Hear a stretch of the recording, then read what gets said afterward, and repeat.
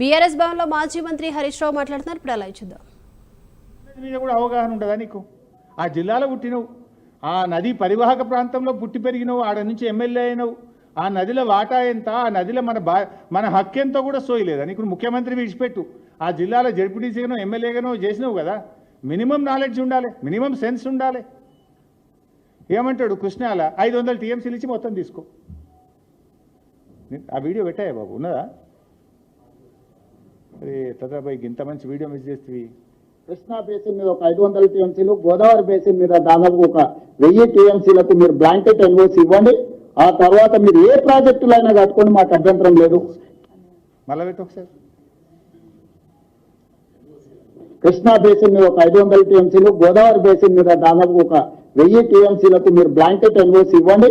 ఆ తర్వాత మీరు ఏ ప్రాజెక్టులైనా కట్టుకోండి, మాకు అభ్యంతరం లేదు. ఉరిదీయాలి నన్ను. ఈయన చేసిన ద్రోహానికి నేను ఉరిదీసినా తప్పులేదు. ఇంత ద్రోహమా? ఒక ముఖ్యమంత్రిగా ఉండి ఇంత బాధ్యత రహితంగా మాట్లాడొచ్చునా? ఉరిదీసినా తప్పులేదు. ఇది ఎందుకంటే కొన్ని లక్షల వేల కోట్ల ప్రజల జీవితాలతో ఆడుకుంటున్నావు నువ్వు ఇవాళ మిస్టర్ రేవంత్ రెడ్డి. దీన్ని చంద్రబాబు ఒప్పుకోడా? ఈజీగా ఒప్పుకుంటాడు. కేసీఆర్ ఏమో నాకు ఇప్పుడు ఉన్న 968 కాక ఇంకా 1950 కావాలని కేసీఆర్ కొట్లాడిండి అన్నాడు. ఈయననేమో 1000 చాలంటాడు. ఇక కృష్ణాకి వస్తా, కృష్ణలో 500 చాలన్నాడా? 500 ఇస్తే నువ్వు ఏమైనా చేసుకో అంటుడు. కృష్ణాలో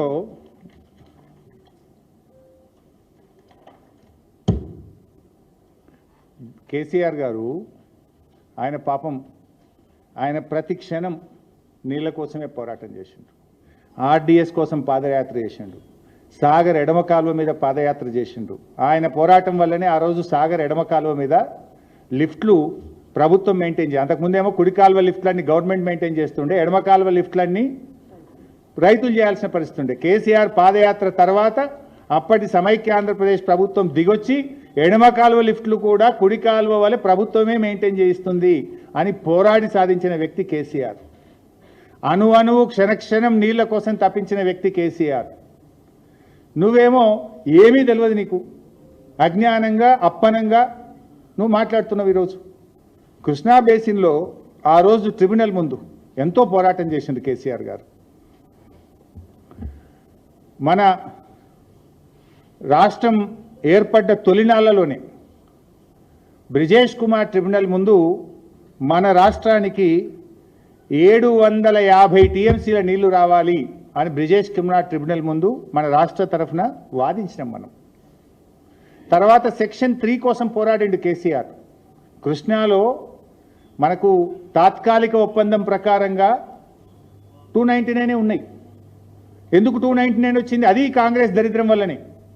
ఉమ్మడి రాష్ట్రంలో ఈ కాంగ్రెస్ వాళ్ళు తెలంగాణ ప్రాంతంలో ప్రాజెక్టులకు కేటాయింపులు చేయకపోవడం వల్ల, ప్రాజెక్టులు కట్టకపోవడం వల్ల ఆ రోజుకు అవసరమైన నీళ్లు 299 కనుక మీకు గింతే ఉన్నది, ఇప్పుడు మందమైతే ఇది తీసుకోండి పర్మనెంట్ అవార్డు వచ్చేదాకా నిర్ణయం జరిగింది. ఆ పాపం కాంగ్రెస్దే.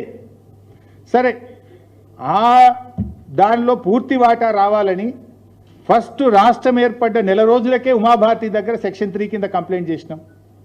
తర్వాత గడ్కరీ గారి దగ్గరికి వెళ్ళారు, తర్వాత ప్రధానమంత్రి గారి దగ్గరికి వెళ్ళారు, వినకపోతే సుప్రీంకోర్టుకు వెళ్ళారు. సుప్రీంకోర్టులో వేసినప్పుడు షెకావత్ గారు అప్పటి జలవనరుల మంత్రి మీరు విత్డ్రా చేసుకోండి సెక్షన్ 3 కింద ఆర్డర్ ఇస్తాము అంటే సుప్రీంకోర్టులో విత్డ్రా చేసి సెక్షన్ 3ని కేసీఆర్ గారు సాధించారు. సో ఆ సెక్షన్ 3 సాధించే క్రమంలో ఆనాడు కేసీఆర్ గారు ఇంజనీర్లను కూర్చోబెట్టి తెలంగాణకు కృష్ణా నదిలో ట్రిబ్యునల్ కింద మనకు 763 టీఎంసీల నీళ్లు రావాలని డీటెయిల్డ్గా రాయించి ఆ రోజు ట్రిబ్యునల్లో మీరు వాదించండి అని న్యాయవాదులకు కేసీఆర్ సూచించిండు. ఆ టీఓఆర్లో కేసీఆర్ గారు ఎంత గొప్పగా పోరాడిండంటే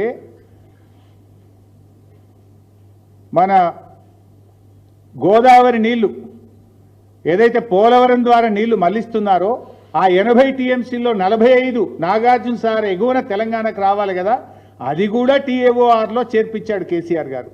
అంటే కృష్ణా నదీ జలాలను తెలంగాణ ఆంధ్రప్రదేశ్ మధ్య పంచడంతో పాటు పోలవరం నుంచి మళ్లించే నీళ్లలో 45 టీఎంసీలు కూడా నాగార్జున సాగర్ ఎగువన తెలంగాణకు వచ్చే దాన్ని కూడా టర్మ్స్ ఆఫ్ రెఫరెన్స్లో చేర్పించి ఆనాడు సెక్షన్ 3ని కేసీఆర్ సాధించారు. సో దాని ప్రకారంగా ఇది ఉందా, నేను ఎక్స్ప్లెయిన్ చేయాలన్నా? దాని ప్రకారంగా ఆ రోజు ట్రిబ్యునల్ ముందు కేసీఆర్ గారు 75% డిపెండబిలిటీ కింద 555 టీఎంసీలు, 65 డిపెండబిలిటీ కింద 43 టీఎంసీలు, ఫ్రమ్ యావరేజ్ ఫ్లోస్ కింద 120 TMC, diverted Godavari water allocated to Krishna basin 45 టీఎంసీలు, అన్నీ కలిపితే 763 టీఎంసీలు కృష్ణా బేసిన్లో తెలంగాణకు రావాలి అని ట్రిబ్యునల్ ముందు తెలంగాణ ప్రభుత్వం అఫిడవిట్ ఫైల్ చేసింది. We have filed the affidavit. We are claiming one side and the other side you are saying 500 is enough. Will it not affect our argument in front of the tribunal? ఈరోజు ఏమైంది? ఒకవైపు tribunal ముందు 763 టీఎంసీలు మాకు రావాలని తెలంగాణ న్యాయవాదులు, Telangana irrigation department tribunal ముందు వాదిస్తుంటే ఈ రాష్ట్ర ముఖ్యమంత్రి 500 చాలని బట్టే. మరి ట్రిబ్యునల్ ముందు మన వాదనలు వెయ్యిపోవా? ట్రిబ్యునల్ ముందు మన వాదనలు మనకు బలం తగ్గదా? ముఖ్యమంత్రి ఏం మాట్లాడాలి?